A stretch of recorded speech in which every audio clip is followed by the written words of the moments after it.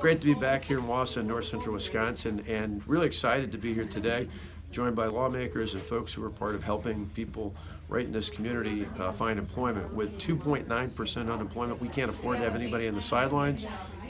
I've said repeatedly that public assistance should be more like a trampoline and less like a hammock. And what we're doing is getting people the skills and the education they need to not just have jobs, but to have careers to support themselves and their families.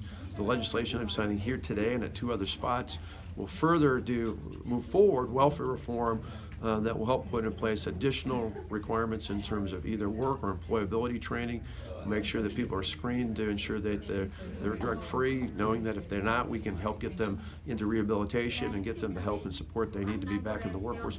All of this really, though, at a time when we have record low unemployment, we know there's employers every single day in this state who are looking for quality workers, and we want to make sure that every person in the state who is working age and physically able to work is able to be in the workforce. So just exactly what specific in the bills that you're signing today? The three today specifically here, and I'll talk about the others, but Sure. we signed a couple that deal directly with work requirements. We'd made some in the past. This further codifies that we can go up to 30 hours in terms of the requirement for either employment and or employability training.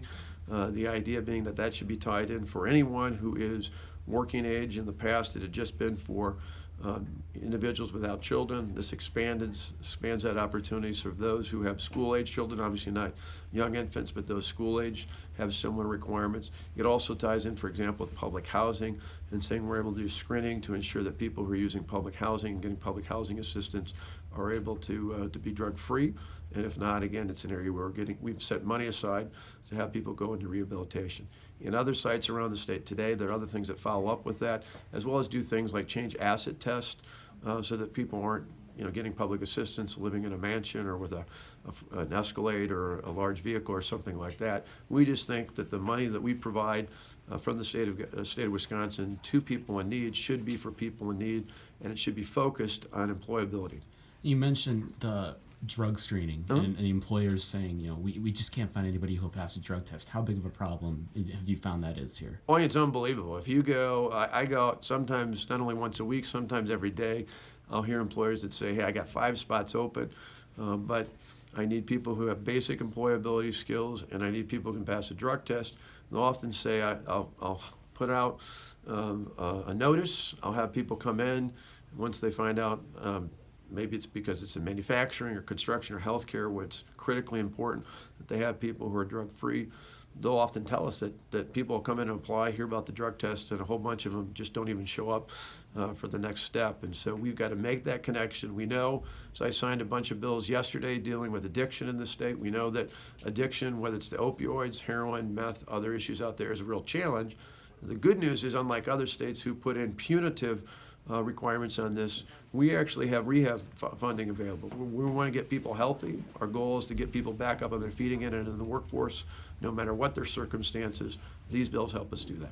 Going a little off topic to women in the workforce, there are equal pay events that are going on around the state today. So what else can you do to ensure that women are paid the same amount as men are for the same jobs? A couple things. One, enforce the law. We've had a law on the book for years in this state, and we believe that it needs to be fully enforced to ensure that if people are male or female, if people are doing equal work, it should be for equal pay. The law is very clear. We need to make sure that's enforced. Secondly, we need to make sure that as we prepare young people for the workforce, that we're giving young women and young women the same sorts of education and career opportunities. That increasingly has changed even in the last 10 years, and so we need to build off of that, improve on that. And we need to know that particularly when people are looking for work again, that oftentimes there are unique challenges, and we need to deal with those. We were just talking about today, we've made some changes, for example, with child care to make sure that people don't hit benefit cliffs, where oftentimes in the past, if they got up to 200% of poverty, an individual, male or female, but more often statistically female than male, that sometimes they'll not take higher pay or more hours because of the fear of losing assistance for things like child care. We just changed that in the most recent state budget to say there is no more cliff, and going forward, we're going to help people transition into higher paying jobs. And I just have one more quick question. Can you please explain how the 120 economic opportunity zones work and why this plan is needed? Yeah, for us, it's something they included in the federal tax bill. We jumped on it right away. We worked with municipal and county governments all across the state to say, help us identify the areas that have the greatest need and the greatest impact that we can have. This is part of the tax code where it encourages investment into those areas, and it's why we wanted to have a comprehensive plan all over the state, urban, rural, in between different parts of the state, to make sure we covered the state as a whole. And so we spent the time, forwarded the plan. It had to be signed off by the federal government on it, but we're pleased to be able to do that, and we're going to make sure that we take resources we have and try to tie it into that. So it's not just the federal incentives, but it's state resources to help improve specific communities all across the state. How will it impact us here in central Wisconsin? Well, there's a number of sites here. Again, it's part of the goal that we had of making sure that it wasn't just in Milwaukee or Madison, but that it was spread across the state of Wisconsin. We also made sure that in addition to regional deference, we made sure there was significant representation from our tribal governments across the state too, so that in areas of particular in poverty, that we focused on that, all with the idea being not only for economic development, but much like we're talking about today, we wanted to make sure it tied into helping people get employed and to pursue careers, and that's our overall game plan. All right.